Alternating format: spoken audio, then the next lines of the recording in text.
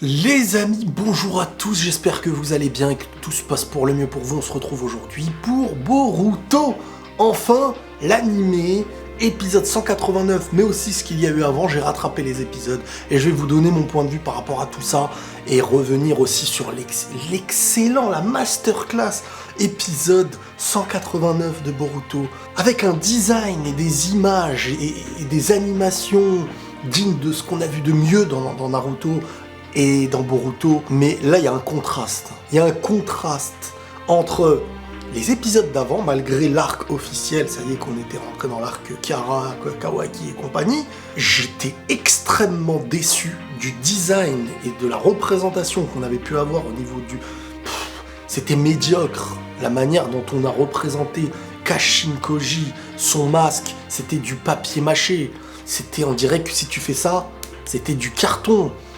Heureusement que l'épisode 189 vient à nous ramener le manga de ceux qui l'ont lu, moi y compris, de la représentation de ce que le manga a voulu montrer, mais en 10 fois mieux. C'était ça qu'on voulait, de la représentation de l'arc officiel, alors que tous les épisodes ne seront pas au meilleur niveau, mais un petit effort, s'il vous plaît. Les masques polygones, je vous promets, il y a des personnages comme Kashin Koji, ils ne dégageaient rien en fait quand ils sont pas bien représentés. Parce qu'en fait c'est des polygones, je te le dessine en 5 minutes le personnage. Les couleurs elles sont faites sur Paint et tout, on dirait qu'il y avait aucun... Bon là on parle même pas de l'histoire, là on parle vraiment de design, mais pour mettre en avant dès le début, dès les premières... Regardez Kawaki, première fois qu'on le regarde, on nous montre un Kawaki exceptionnel, historique, un Kawaki qui marque les esprits par son charisme dès le début. Qui n'a pas aimé ce Kawaki? Qui? Celui qui n'a pas aimé Kawaki, qui dégage. Voilà, ça fait beaucoup de Kawaki, voilà. C'est pas normal, t'es obligé de kiffer. Que tu aies lu le manga ou pas, la représentation, le design, les dessins, c'était exceptionnel. Sur une mèche de Boruto, il y en avait 2 des fois, tu vois, c'était des vrais cheveux. Le design de Konohamaru était un peu différent, mais il passe bien. Il est moins fidèle à l'œuvre des dessins de Naruto, plus fidèle au manga, et franchement, c'était sublime, la qualité d'image. J'ai dit waouh, d'un épisode à l'autre, c'était plus le même animé, et quand même, on se rend compte que ça joue. Quoi de mieux que de commencer l'apparition et la rencontre de Boruto avec Kawaki et les 2 enfants qui possèdent le Kama, cette union qui va commencer à se faire entre eux, cette histoire et les difficultés qui devront passer ensemble, tous ces trucs-là, tu le comprends en quelques secondes en fait. Comme je vous dis, j'ai pas regardé que le 189, j'ai dû me refaire 4 ou 5 épisodes avant. J'ai été déçu de certaines choses qui n'ont pas été mises dans l'animé par rapport au manga, qui apporte aussi énormément de choses. Certes, c'est le côté émotionnel, c'est le côté sentimental, mais je suis désolé, je l'attendais le moment où Sumire, elle allait dire à Sarada qu'elle kiffait Boruto, ce qui allait rendre jalouse Sarada.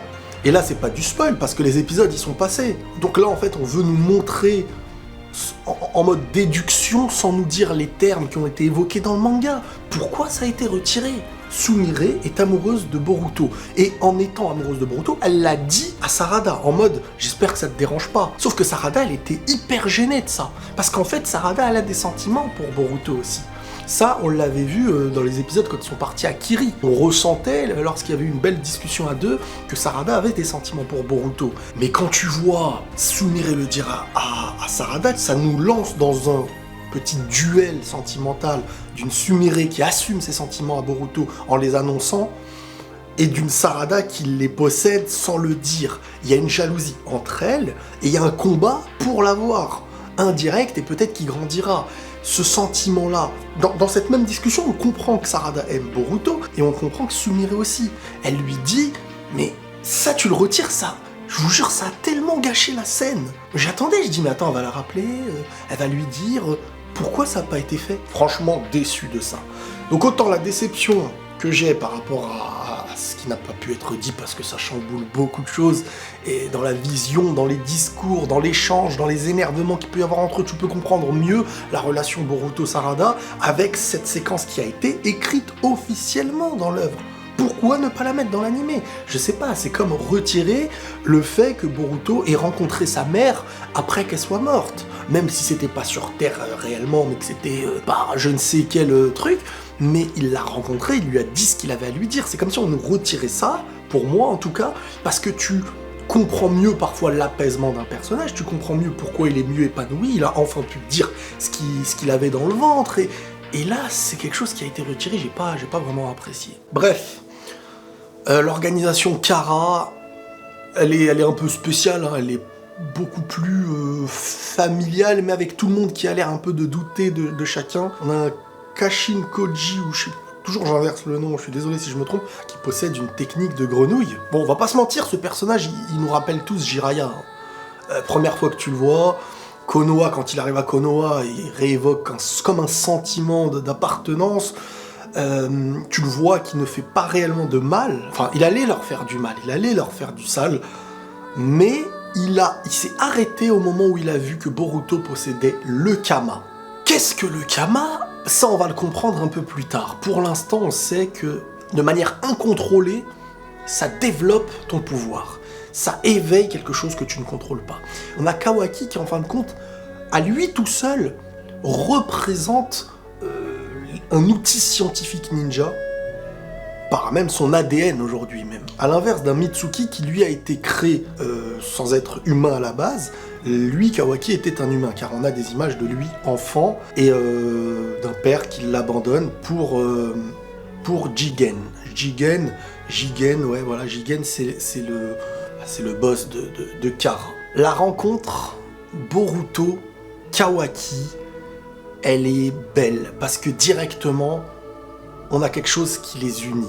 Mais d'un côté, autant tu sens Boruto qui ne sait pas encore d'où lui vient son pouvoir, autant de l'autre, on a plusieurs petites phrases de Kawaki qui viennent à dire « c'est pour ça que je n'aime pas ceci, cela ». Quand il utilise ce pouvoir, qui certes est un pouvoir énorme, hein, vraiment, en plus avec l'animation et tout, quand il s'est battu contre l'autre, là... je crois que l'animé a rajouté une scène de Kawaki enfant qui avait explosé la mâchoire du mec, là. Mais au présent, Kawaki l'a dégommé, quoi. Ça a été un beau combat. On sent que Kawaki n'a vraiment pas confiance en Kara, l'organisation, parce qu'il pense sur le coup que Boruto, Konohamaru et tout ça peuvent être peut-être des externes ou des rapprochés de Kara quand il voit Boruto avec le Kama, sans savoir ce que c'est. Et pour la première fois, Boruto qui s'éveille à un pouvoir de Kama, du Kama qui monte jusqu'à son visage. Alors là, on voit des techniques, on a vu des techniques hors du commun. Hein. Un Boruto qui protège les siens. Il y a un an en arrière, c'est pas Boruto qui protégeait les siens. Tu vois, on est vraiment déjà en train de power up le personnage petit à petit. Mais cet épisode était tellement beau. Impatient de voir comment l'animé va nous montrer l'histoire des personnages et la relation qui existe désormais entre Boruto et Kawaki. Selon vous, comment va se dérouler cette relation? Est-ce que Boruto et Kawaki vont se taper, vont se comprendre, vont s'éloigner? En tout cas, les épisodes d'avant m'ont un peu déçu au niveau de la rencontre avec Ao. Tout ça, c'était sympa et tout, mais je trouve que l'animation était... Je suis pas un mec qui chipote dans les animations, mais on tue des personnages en faisant ça parfois. Surtout quand c'est au début que tu les découvres. Imaginez Kawaki, là.